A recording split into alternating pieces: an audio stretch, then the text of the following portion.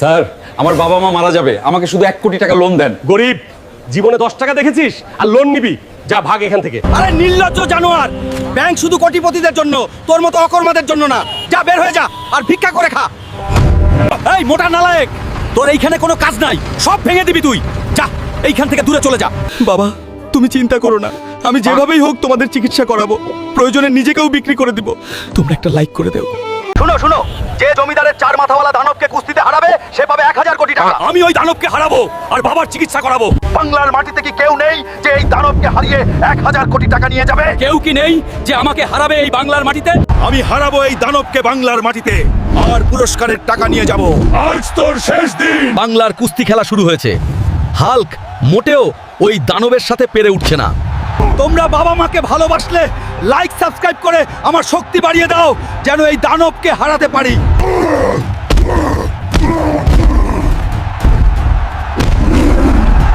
এই নে ভিখারি, 1000 কোটি আছে।